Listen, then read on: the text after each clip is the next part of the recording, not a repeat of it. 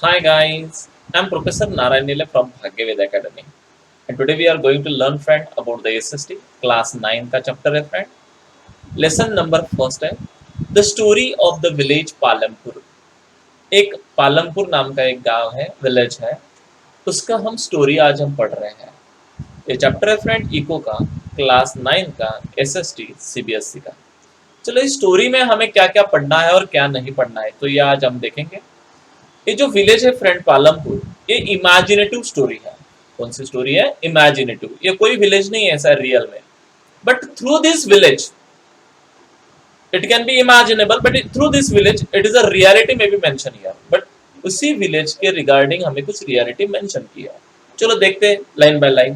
मैं आपको लेके चलता हूँ. देखो फ्रेंड, टॉपिक फर्स्ट है उसका द ऑर्गेनाइजेशन ऑफ प्रोडक्शन. ये हमारा टॉपिक फर्स्ट आज हम स्टडी करने वाले हैं. What is the organisation of production? मतलब किस प्रकार से प्रोडक्शन होता है विलेज ऑफ पालमपुर में, मतलब किस प्रकार से लोग पैसे कमाते हैं पालमपुर में, इसका आज हम टोटल स्टडी करने वाले हैं. चलो देखते हैं, थोड़ा सा रिवीजन नोट्स ले लेते. Palampur is a well connected with the neighbouring villages and towns. Palampur जो एक गांव है, विलेज है, उसके आजू बाजू बहुत सारे विलेजेस है और बहुत ज्यादा टाउन्स भी है. जैसे इमेजिनेशन कीजिए, कौन सा भी तुम्हारा गांव लो, फॉर एग्जांपल अपन यहाँ का लेंगे किनी, तो उसके आजू बाजू बहुत ज्यादा विलेजेस है. विलाड़ा है, वरनगांव है, सुरवाड़ा है, सिंधी है, पुरा है, चोरवड है. तो ये विलेजेस हो गए उसके आजू बाजू. और एक टाउन भी है, भुसावल टाउन है, जामनेर टाउन है, यावल टाउन है, मुक्ताईनगर टाउन है, वरंगांव टाउन है. तो ये ऐसा. तो like that same condition Palampur भी ऐसा ही एक विलेज था जिसको कनेक्टेड नेबरिंग विलेजेस थे और टाउन थे. This villages has about 450 families belongs to the several different caste. उस विलेज में, पालमपुर में 450 फैमिली रहती है, लेकिन अलग अलग कास्ट के लोग वहां पे रहते हैं. एथनिक सोसाइटी भी हम उसको बोल सकते हैं. नेक्स्ट आपको क्वेश्चन आएगा, how many families were living in the Palampur? तो 450 फैमिलीज, ये हमें एमसीक्यू में आ सकता है. Next, in village across India farming is the main production activity. बराबर है. हमारे इंडिया में का यदि एग्जांपल लिया जाए तो हमारा इंडिया 60% विलेजेस में बसा हुआ है और 60% जनता विलेजेस की काय के ऊपर डिपेंड है फ्रेंड? फार्मिंग के ऊपर डिपेंड है. मतलब हमारे इंडिया की आज भी 60% जनता फार्मिंग के ऊपर रिलेटेड डिपेंड है, प्रोडक्शन एक्टिविटी करती है. The other production activities refer to as a non farming activity. देखो विलेज में कुछ फार्मिंग एक्टिविटी चलती है और कुछ नॉन फार्मिंग एक्टिविटी चलती है. तो what is mean by farming and what is mean by non farming? Farming मतलब रिलेटेड टू फार्मिंग, खेती करना. लेकिन नॉन फार्मिंग मतलब क्या? अभी फार्मिंग का मतलब मैं आपको बताता. पहले बात, फार्मिंग का मतलब होता है मैं यदि खेती कर रहा हूँ, मैं यदि कुछ कैटल्स ग्रोइंग कर रहा हूँ वहां पे, तो ये फार्मिंग रिलेटेड एक्टिविटीज है. तो ये हो गया फार्मिंग एक्टिविटी. अभी नॉन फार्मिंग मतलब खेती से कोई रिलेशन नहीं. For example manufacturing, transporting and shopkeeping. For example एक आदमी ने शॉप डाला है तो वो फार्मिंग एक्टिविटी है नहीं, वो नॉन फार्मिंग में आता. आपको 100% क्वेश्चन आता है, what is the difference between farming and non farming activity? Give with the example. Example के थ्रू उसको एक्सप्लेनेशन एक्सप्रेस करो. तो मिनिमम 3 मार्क का ये क्वेश्चन आपको आएगा. समझ में आ गया फ्रेंड? अन्यथा 1 मार्क आएगा, write down some non farming activities in Palampur. Palampur में से नॉन फार्मिंग एक्टिविटी लिखो तो बराबर लिखते आना चाहिए. चलो मेन पॉइंट पे आते हैं, ऑर्गेनाइजेशन ऑफ प्रोडक्शन. चलो मेन ऑर्गेनाइजेशन ऑफ प्रोडक्शन क्या है? तो पहला पॉइंट है, the aim of the production is to produce goods and services that we want. बराबर है. मेन कौन से भी ऑर्गेनाइजेशन हो, उसका एक ही एम होता है, प्रोडक्शन किया जाए तो फिर वो प्रोड्यूस हुआ गुड्स सेल करे और फिर पैसे मिले.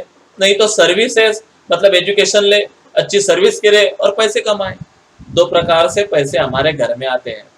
या तो कुछ प्रोड्यूस करो और वो सेल करो, नहीं तो नॉलेज सेल करो, सर्विस दो किसी को, ऑब्वियसली हमें पैसे मिलते हैं. फॉर एग्जांपल एक फार्मर है जिसने जवार लगाया, सीड्स लगाई, फिर उसके बाद में जवार आए, उसको 100 क्विंटल समझो इमेजिनेशन, फिर वो भुसावल लेके आया, उसने वो बेच डाले सिटी में लेके आने के बाद और उसको पैसे मिले. ये हो गए उसकी फार्मिंग एक्टिविटी. ये हो गया ऑर्गेनाइजेशन ऑफ प्रोडक्शन, एक ये हो गया। और दूसरा, उसका लड़का था, उसने एजुकेशन कंप्लीट किया और वो एक जगह पे एक कॉलेज में एक टीचर लग गया, फिर उसको क्या मिलने लगी, एक तनख्वाह मिलने लगी, तो ये होगी सर्विस। तो दो प्रकार के ऑर्गेनाइजेशन ऑफ प्रोडक्शन होते हैं, एक प्रोड्यूस ऑफ गुड्स होता है और दूसरा services. Okay, next, there are 4 requirement of the production of goods and services. कुछ भी सर्विस प्रोड्यूस करना है या गुड प्रोड्यूस करना है तो कम से कम 2 3 4 चीजें, तो हमको 4 चीजों की जरूरत होती है। कुछ भी करें 4 चीजें चाहिए। तो पहली चीज लैंड चाहिए, बराबर है। प्रोडक्शन कहाँ पे करेंगे हम किसी गुड्स का, तो आपको 100% क्वेश्चन आता है, which are the 4 requirement of production of goods and services. यानी कौन सी 4 चीजें है कि जिसको गुड्स एंड प्रोड्यूसेस सर्विसेज हमको इंपॉर्टेंट है, के लिए इंपॉर्टेंट है, तो कौन सी 4 चीजें ऐसी। तो चलो पहली चीज देखते हैं, लैंड। देखो फ्रेंड, लैंड सबसे महत्वपूर्ण पार्ट है, विदाउट लैंड तो हम कुछ नहीं कर सकते। फॉर एग्जाम्पल खेती करना है तो लैंड चाहिए, बराबर। विदाउट लैंड तो मैं खेती नहीं कर सकता। बिल्डिंग बनाना है तो खेती लैंड चाहिए, विदाउट लैंड तो मैं बिल्डिंग नहीं बना सकता। इंडस्ट्री डालना है तो मुझे लैंड चाहिए, यानी लैंड के सिवा तो कुछ होता नहीं। तो सबसे पहले रिक्वायरमेंट होती है लैंड। कुछ भी करे पहले लैंड चाहिए। फॉर एग्जाम्पल आपको शॉप डालना है, पहले लैंड चाहिए। इंडस्ट्री डालना है, लैंड चाहिए। खेती करना है, लैंड चाहिए। कुछ भी करे, आप थिएटर क्यों ना डाले, उसके लिए क्या चाहिए, सबसे पहले land. This category include land and the other natural resources such as water, forest and minerals, बराबर। दूसरे और चीजें चाहिए लैंड के साथ, क्या क्या चाहिए, तो पानी भी चाहिए, बराबर, फॉरेस्ट चीजें और मिनरल्स, बराबर। तो लैंड सबसे महत्वपूर्ण पार्ट है। दूसरी बात, लेबर चाहिए। लैंड होने के बाद में लेबर भी चाहिए। सिर्फ लैंड हो गया फायदा है क्या? अभी फॉर एग्जाम्पल मैं खेती करना चाहता हूँ, लैंड है, लेबर है अवेलेबल नहीं, तो मैं क्या करूँ? People who will to do the work, the some production activity require highly educated worker and to perform the necessary task, and other activity require the workers who can do the manual work. There are the 2 types of labor. Labour के 2 प्रकार है, कुछ physical labour रहते हैं और कुछ mental labour रहते हैं। मतलब कुछ स्किल्ड लेबर रहते हैं, कुछ अनस्किल्ड लेबर रहते हैं। स्किल्ड मतलब एजुकेटेड, बराबर है। फॉर एग्जाम्पल एक खादी इंडस्ट्री में काम करने के लिए 2 प्रकार के लेबर लगते हैं, एक स्किल्ड लेबर लगते हैं और एक अनस्किल्ड लेबर लगते हैं। स्किल्ड लेबर क्यों? तो मेन प्रोडक्शन वगैरह करने के लिए स्किल्ड लेबर चाहिए।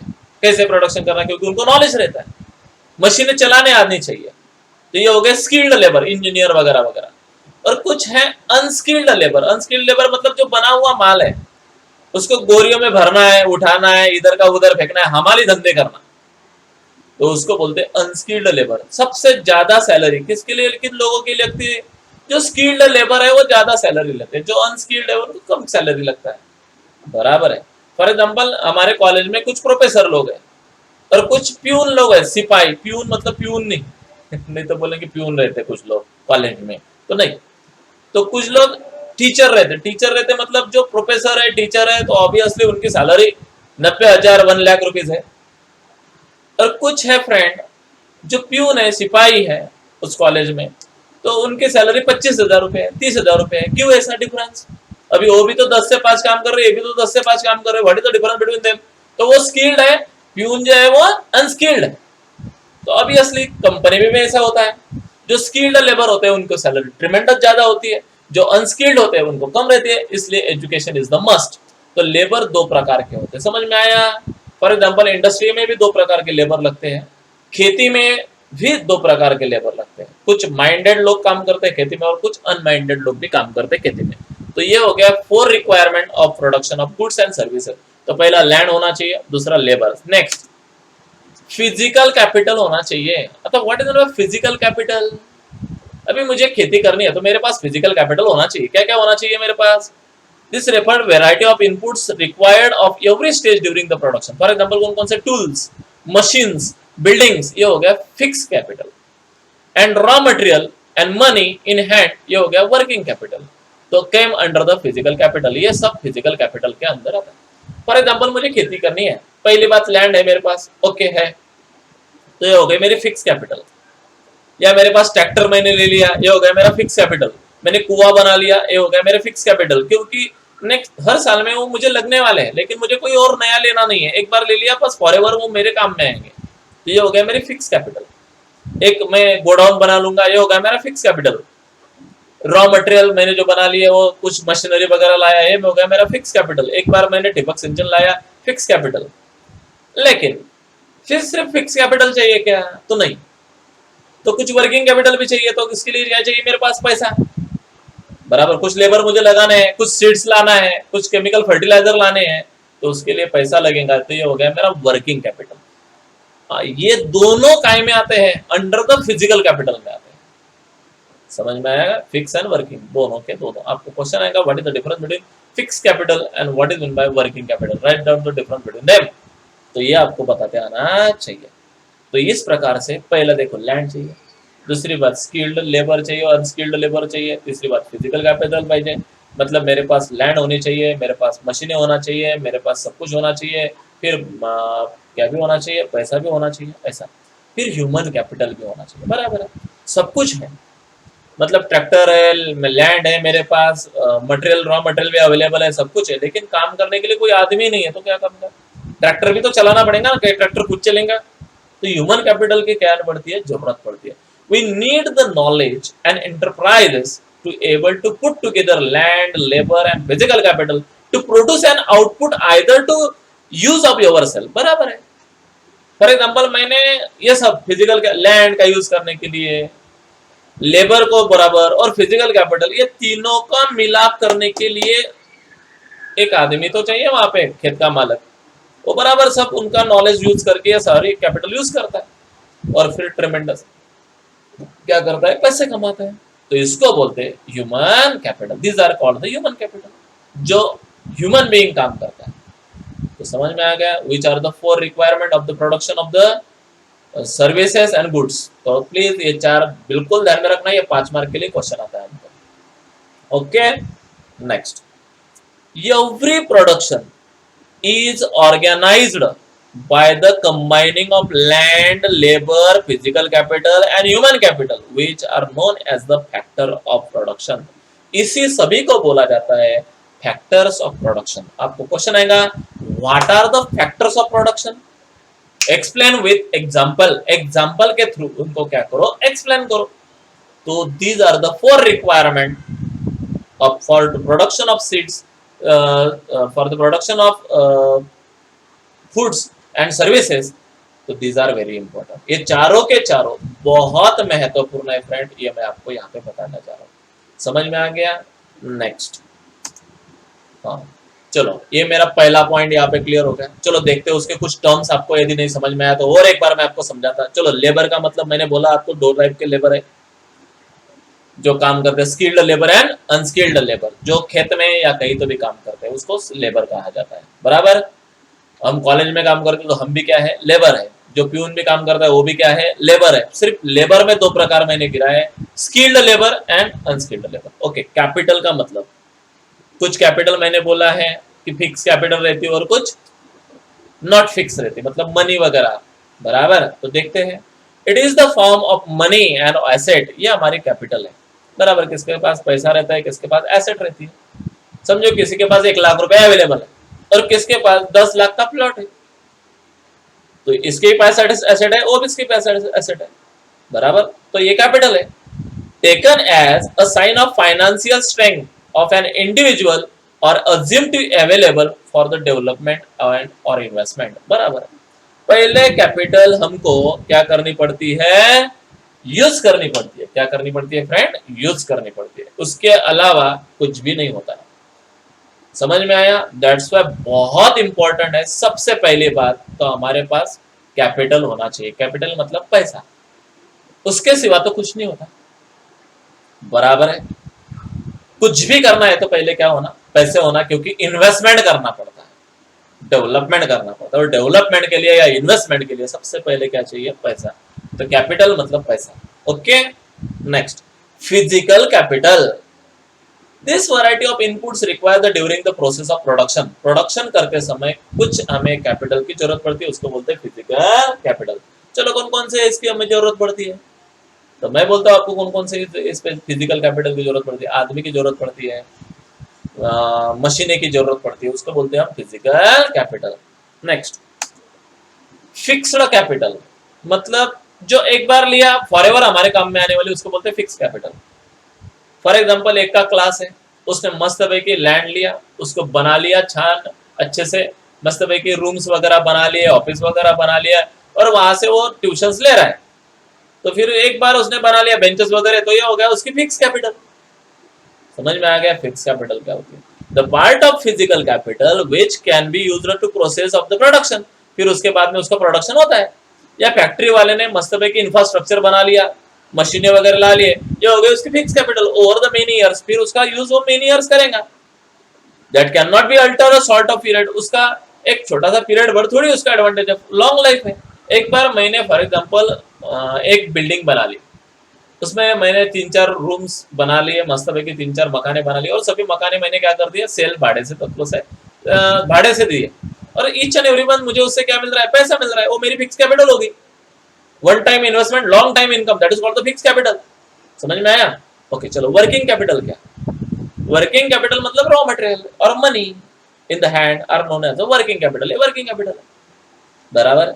मेरे पास पैसे रहे तो मैं पैसे दूंगा, सामने वाले से काम करवा लूंगा। पैसे दिए मैंने, रॉ मटेरियल लाऊंगा, फॉर एग्जाम्पल इंडस्ट्री में मैं पैसे दूंगा, रॉ मटेरियल लाऊंगा, उससे प्रोड्यूस करूंगा, और प्रोड्यूस हुआ माल में बेचूंगा, और मेरे पास और एक बार क्या आ जाएंगे, पैसे आ जाएंगे। पहले मुझे थोड़े बहुत पैसे क्या करना है, डालना है एज ए इन्वेस्टमेंट। समझ में आया? वर्किंग कैपिटल ऐसे होती है। अभी ह्यूमन कैपिटल मतलब क्या? जो मैंने बोला आदमी कैपिटल है, जो ये सारे रिसोर्सेस को यूज करता है उसको बोलते हैं ह्यूमन कैपिटल, बराबर है।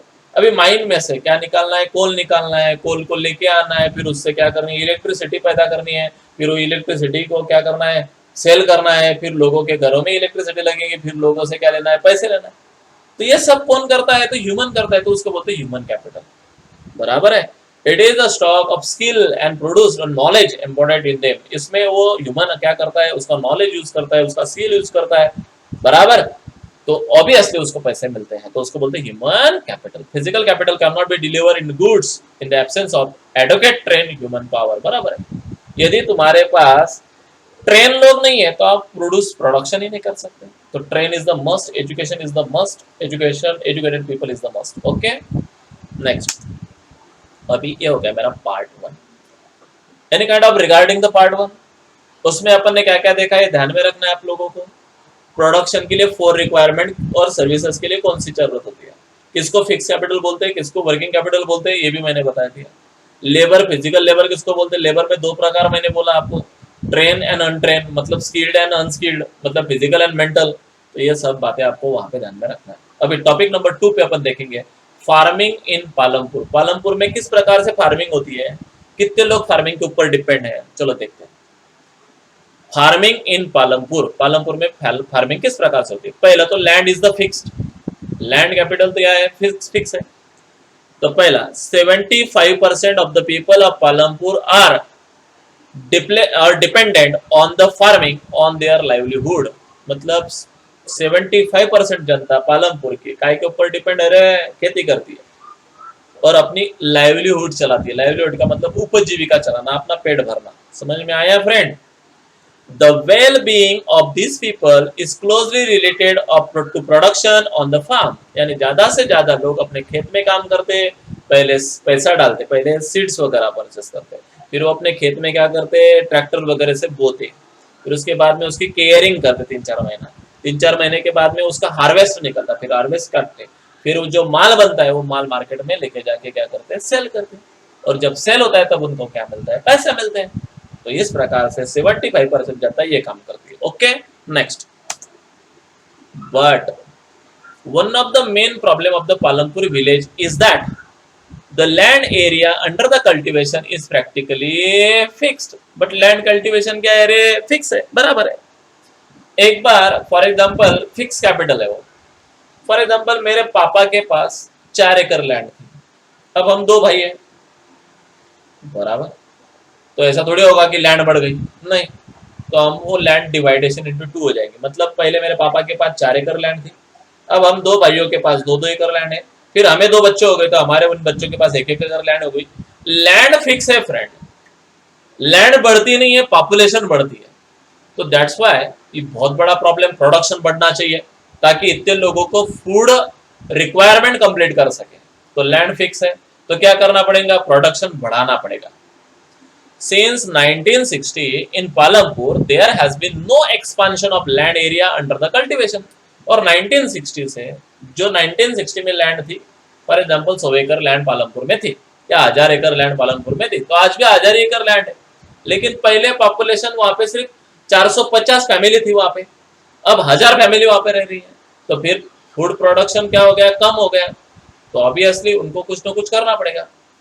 By then, some of the wasteland in the village had been converted to cultivate land। अभी लैंड बढ़ाने की पॉपुलेशन बढ़ रही है, लैंड की जरूरत है, फूड की जरूरत है, तो लैंड चाहिए, तो लोगों ने क्या कर दिया, जो वेस्ट लैंड थी पहले पड़ी हुई, उस लैंड को थोड़ा सा कल्टीवेट करके और लैंड बना लिया। मतलब फॉर एग्जांपल कुछ फॉरेस्ट एरिया होगा, लोगों ने वहां का फॉरेस्ट कट कर डाला और वो लैंड में कन्वर्ट किया, और वो अभी भी लोग होते हैं, मतलब लैंड किया बढ़ाया। या कुछ दलदल एरिया था, अभी वहां पे लोगों ने कुछ मट्टी वगैरह डाल के उसको मॉइस्चर करके अभी यूज कर रहे हैं एज ए लैंड। तो इस प्रकार से लैंड क्या हुआ, बढ़ गया। जो वेस्ट लैंड था वो अभी यूटिलाइज लैंड में आ गया। The standard unit of the measuring land is Hector. बराबर, लैंड काय में काउंट होती है, तो हेक्टर में काउंट होती है, हमारे तरफ एकड़ में काउंट होती है। बराबर, एकड़ में मतलब 2.5 एकड़ यदि रहा तो 1 हेक्टर बनता है। समझ में आया? आगे, विल द लैंड सस्टेन।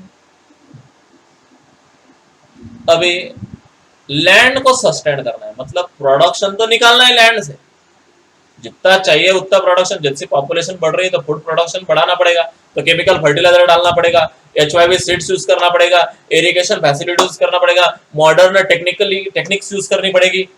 बराबर है, हॉर्टिकल्चर फॉर्म वगैरह यूज करना पड़ेगा, या शेड वगैरह डालना पड़ेगा, ग्रीन शेड। बराबर, यानी मॉडर्न टेक्निक्स यूज करनी पड़ेगी, लेकिन एक केयर भी लेना है at the same time. Care कौन सी लेना है, the land should be sustain, development should be there but sustainable development should be there. मतलब डेवलपमेंट तो करना है बट सस्टेनेबल करना है। सस्टेनेबल मतलब नॉट डैमेजिंग द इन्वायरमेंट, मतलब पर्यावरण को डैमेज नहीं करना है, उसको बोलते हैं सस्टेनेबल। लैंड को सस्टेनेबल करना है मतलब एक साल में कम से कम उसमें 3 क्रॉप तो लेना है, लेकिन लैंड की सस्टेनेबिलिटी भी रखना है। ये बहुत बड़ा हमारे ऊपर जिम्मेदारी है। Land being a natural resource, देखो लैंड एक नेचुरल रिसोर्स है, it is necessary to be very careful in it use. और जो नेचुरल रिसोर्स होता है वो केयरफुली हमने क्या करना है, यूज करना है। मॉडर्न फार्मिंग मेथड या over use the natural resources best. Modern farming में नेचुरल रिसोर्सेज बहुत यूज की जाते हैं। मतलब जो पहले क्या था, पहले पॉपुलेशन कम था, यानी कम लैंड में भी हो जाता था, लेकिन आजकल क्या हो गया, पॉपुलेशन ज्यादा हो गई, लैंड कम हो गई, दैट्स व्हाई फूड प्रोडक्शन बढ़ाना आवश्यक बन गया। उसकी वजह से आजकल के लोग केमिकल फर्टिलाइजर डाल रहे हैं, एक्सेस ओवर यूज पानी का यूज कर रहे हैं, उसकी वजह से सलाइन अल्काइन हो गया है पूरे खेत। दैट्स व्हाई जो सस्टेनेबिलिटी थी लैंड की वो थोड़ी सी डैमेज हो चुकी है। इसलिए गवर्नमेंट ने अभी उसके ऊपर सोचना चालू कर दिया है कि लैंड भी सस्टेनेबल डेवलपमेंट हो। In many areas, a green revolution is associated with the loss of the soil fertility due to the increased use of the chemical fertilizer। अब ग्रीन रिवॉल्यूशन स्टार्ट किया गवर्नमेंट ने, उससे क्या हुआ, green revolution में क्या क्या बताया गया कि HYV सीड्स यूज करो, दूसरी बात बताया कि मॉडर्न टेक्निक्स यूज करो, ट्रैक्टर्स यूज करो, इरिगेशन यूज करो, ओके, केमिकल फर्टिलाइजर यूज करो, उससे प्रोडक्शन कैपेसिटी तो बढ़ेगी। लेकिन एक तरफ ये हो गया कि प्रोडक्शन कैपेसिटी बढ़ भी गई, लेकिन लैंड की जो फर्टिलिटी थी वो डैमेज होने लगी। अब लोगों को समझ में आया है कि लैंड की सॉइल की फर्टिलिटी डैमेज होने का मेन रीजन है केमिकल फर्टिलाइजर।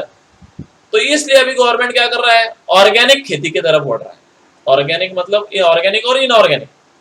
ऑर्गेनिक मतलब पाउडर वगैरह डाल के, केमिकल फर्टिलाइजर यूज करना नहीं, तो ऐसा हुआ। तो continuous use of the ground water for the tube और वेल ट्यूबवेल और irrigation has to be reduce the water table level below the ground. बराबर है। अभी क्या हो रहा है, पानी की फैसिलिटी लोग ट्यूबवेल बना रहे हैं या कुएं बना रहे हैं, उसकी वजह से रोज ईच एंड एवरी डे हजारों करोड़ों लीटर पानी एक सेकंड में निकाला जा रहा है। कौन निकाल रहा है, फार्मर। बराबर, उसकी वजह से क्या हो रहा है, उसका बैड इम्पैक्ट या बैड इफेक्ट हो रहा है, तो ग्राउंड वाटर कम हो रहा है, उसकी वजह से ग्लोबल वार्मिंग हो रही है, उसकी वजह से लैंड डिग्रेडेड हो रही है, बराबर, इसकी वजह से सॉइल की फर्टिलिटी जा रही है। तो ये सस्टेनेबल डेवलपमेंट नहीं है, तो हमें सस्टेनेबल डेवलपमेंट करना है। Next, chemical fertiliser provides minerals which dissolve in the water, वो डिजॉल्व होते हैं, immediately available to the plants को अवेलेबल हो जाते हैं, उससे प्रोडक्शन भी अच्छा हो जाता है, but this may not be retain the soil for long. लेकिन उससे क्या हो जाता है, सॉइल की जो क्वालिटी खराब हो जाती है वो फॉर लॉन्ग के लिए खराब हो जाती है। They may escape from soil and pollute ground water and river and lake. इससे क्या हो जाता है, ग्राउंड वाटर जो निकाल रहे हैं डे बाय डे उससे वो पोल्यूशन बढ़ रहा है। और फॉर एग्जाम्पल दूसरी बात मैं और बोलता, फॉर एग्जाम्पल नदी में का पानी एक आधा इंडस्ट्री यूज करता है, इंडस्ट्री यूज करने के बाद में और नदी में वो पानी छोड़ता है, तो उसकी वजह से भी वाटर पोल्यूशन होता है। इससे वजह से डेवलपमेंट हो रही है फ्रेंड, बट किस प्रकार से डेवलपमेंट नहीं हो रही, सस्टेनेबल डेवलपमेंट नहीं हो रही है। दैट्स व्हाई गवर्नमेंट उसी के ऊपर अभी सोच रहा है। Chemical fertilizer can also kill the bacteria and other microorganism in the soil, बराबर है। केमिकल फर्टिलाइजर से बैक्टीरिया तो मर रहे हैं सॉइल के, अदर जो माइक्रो ऑर्गेनिज्म जो सॉइल की फर्टिलिटी बढ़ाने में यूजफुल है वो भी उसकी वजह से मर रहे हैं। मतलब जो लैंड है वो डेवलप नहीं हो रही, सस्टेनेबल डेवलपमेंट नहीं है वो, उसकी वजह से लैंड डिग्रेडेड हो रही है, वाटर डिग्रेडेड हो रहा है, एयर डिग्रेडेड हो रही है, पोल्यूशन इज स्प्रेडिंग एवरीवेयर, इसके वजह से डिसीजेस बढ़ रहे हैं। तो ये सब स्टॉप करने के लिए सस्टेनेबल डेवलपमेंट होना नेसेसरी है। Therefore soil become less fertile and degraded by the over use of the chemical fertiliser. लोग आजकल क्या कर रहे हैं, सॉइल में ज्यादा फर्टिलाइजर यूज कर रहे हैं, ओवर यूज कर रहे हैं, ज्यादा से ज्यादा प्रोडक्शन, ग्रिडी हो गया आजकल का फार्मर, क्योंकि उसको कम समय में क्या बनना है, रिच बनना है, उसको ट्रेमेंडस क्या करना है, प्रोडक्शन करना है, ताकि वो ट्रेमेंडस प्रोडक्शन कर सके और ट्रेमेंडस रिच हो सके, पैसे कमा सके। लेकिन उससे वो एक बात भूल रहा है, एनवायरमेंट डिग्रेडेड हो रहा है, लैंड डिग्रेडेड हो रही है, वाटर डिग्रेडेड हो रहा है, सॉइल डिग्रेडेड हो रही है, सब कुछ डिग्रेडेड हो रहा है। The consumption of the chemical fertiliser is Punjab is the highest in the country. सबसे ज्यादा ग्रीन रिवॉल्यूशन तो हुई पंजाब, सच में मैं बोलता हूँ, ग्रीन रिवॉल्यूशन की वजह से सुजलम सुफलम हुआ।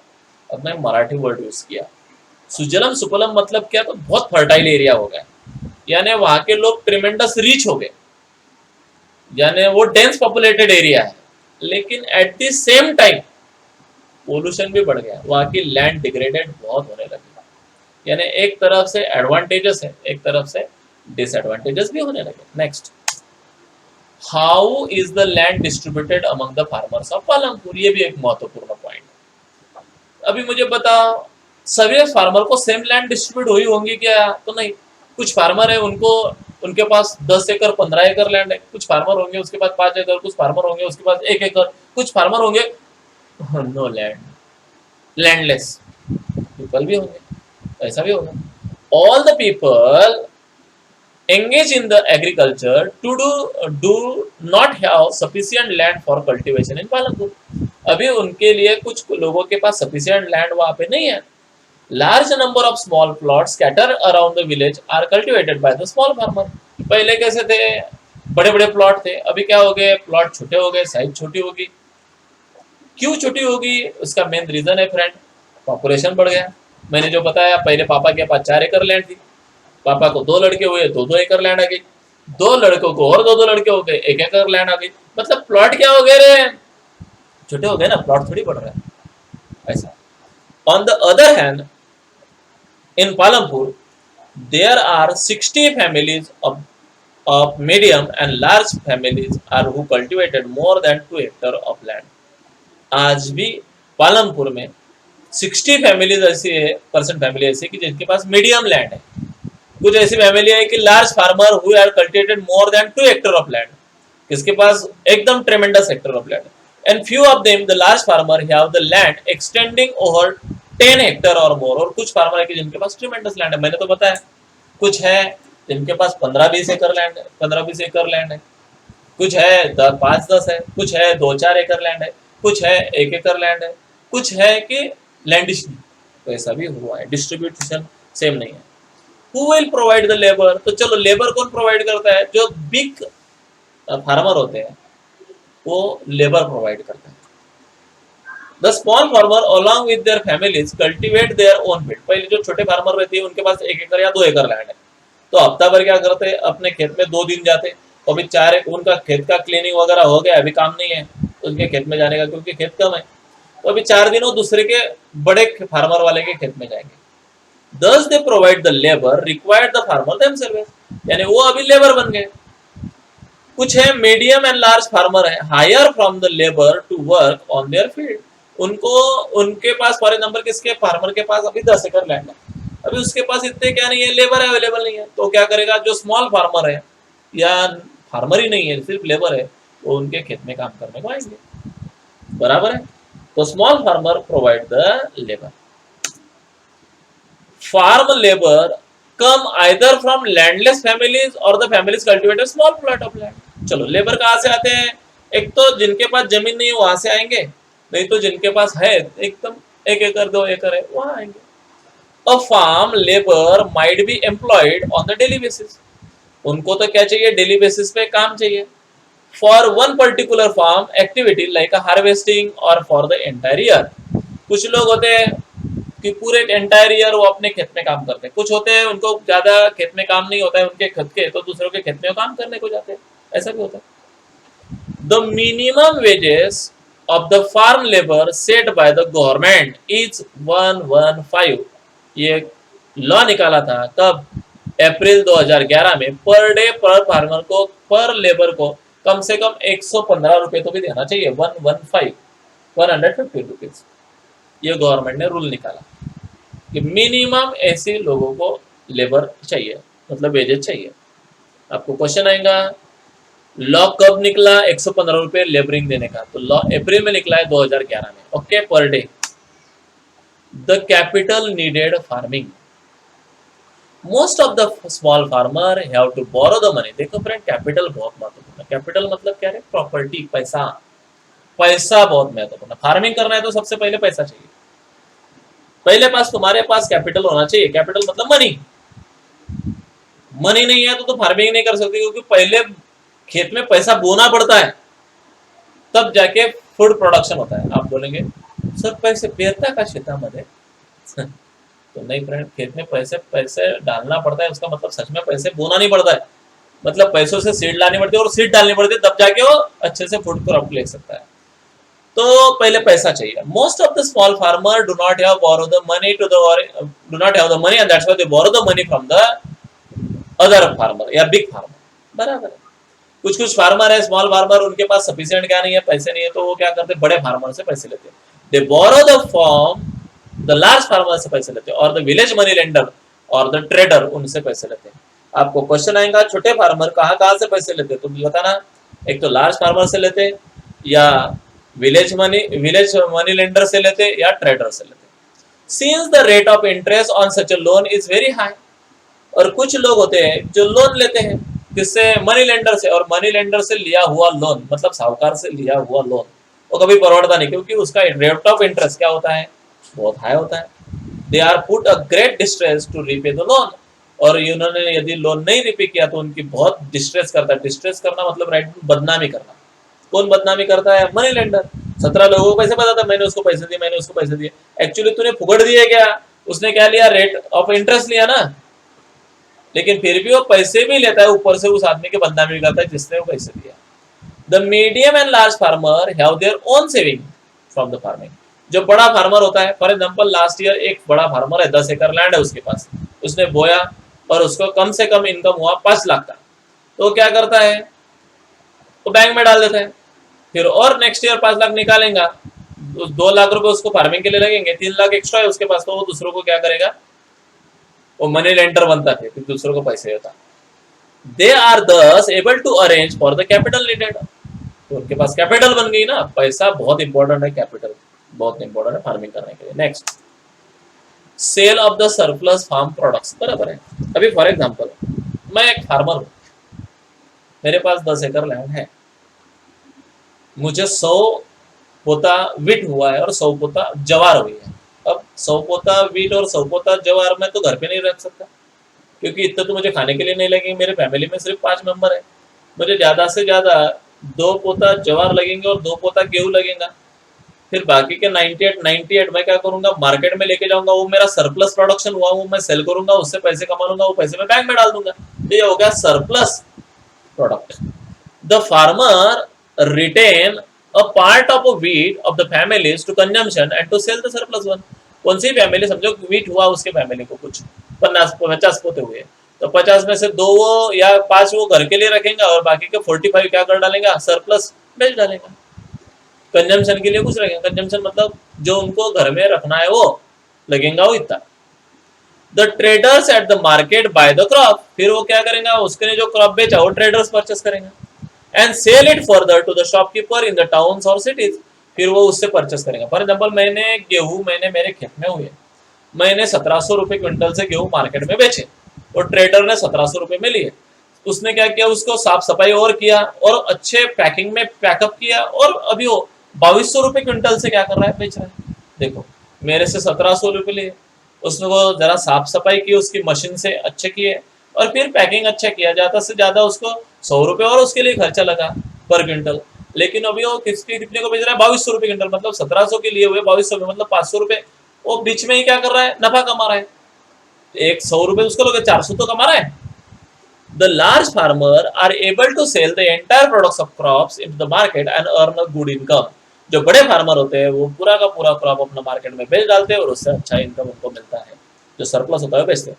They can save most of their money into the bank account. वो कहाँ पे डालते हैं अपने पैसे, बैंक अकाउंट में, and later use the saving for the lending to the small farmer.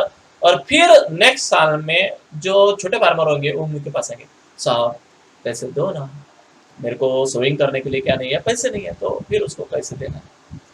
They can even bye tools, फिर वो क्या करते हैं, उन पैसों से कुछ टूल्स परचेस करेंगे, मशीनें परचेस करेंगे, कैटल परचेस करेंगे या trucks for improving the agriculture. क्या करना है उसको, एग्रीकल्चर बढ़ाने के लिए वो छोटे फार्मर बड़े फार्मर से पैसे लेते हैं एज अ लोन, बराबर। देखो फ्रेंड, उसको बोलते हैं ऑर्गेनाइज्ड सेक्टर और अनऑर्गेनाइज सेक्टर। व्हाट इज इनऑर्गेनाइज और ऑर्गेनाइज।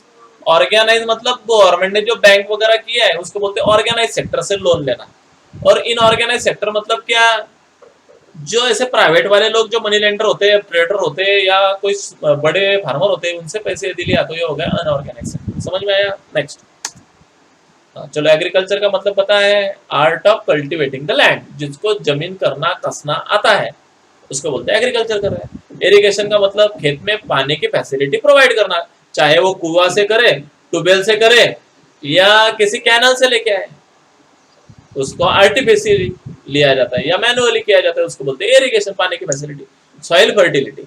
अब जमीन को सुपिकता लाने के लिए जमीन में क्या करना पड़ता है, क्रॉप रोटेशन करना पड़ता है। क्रॉप रोटेशन मतलब एक बार यदि मैंने शुगर केन लगाया तो दूसरी बार मैंने कॉटन लगाना चाहिए, तीसरी बार बनाना लगाना चाहिए, चौथी बार मैंने जवार लगाना चाहिए, फिर व्हीट लगाना चाहिए, रोटेशन में चेंजेस करना चाहिए। उससे क्या होता है, सॉइल की फर्टिलिटी वैसी की वैसी रहती है। नेक्स्ट, ये हो गया मेरा सेकंड टॉपिक। समझ में आया सबको। अभी थर्ड टॉपिक देखते हैं, उसका नाम है non farming activities in Palampur. अभी देखा अपन ने एक्टिविटी, फार्मिंग एक्टिविटी देखा, अब देखेंगे नॉन फार्मिंग एक्टिविटी क्या होती है, जो फार्मिंग से रिलेटेड नहीं, उसको बोलते हैं non farming activity. For example, एक आधा बार्बर गांव में क्या करता है, शेविंग करता है या कटिंग करता है, हेयर कटिंग करता है, तो ये उसका जो टपरी है, वो लोग वहां पे जाते हैं, वो बाल वगैरह काटता है और लोगों से पैसे लेता है, ये हो गया नॉन फार्मिंग। कोई डेयरी प्रोडक्शन कर रहा है, ये हो गया नॉन फार्मिंग। या कोई शॉप डाला है, शॉप मतलब ग्रोसरी शॉप, ये हो गया नॉन फार्मिंग, इसको बोलते हैं।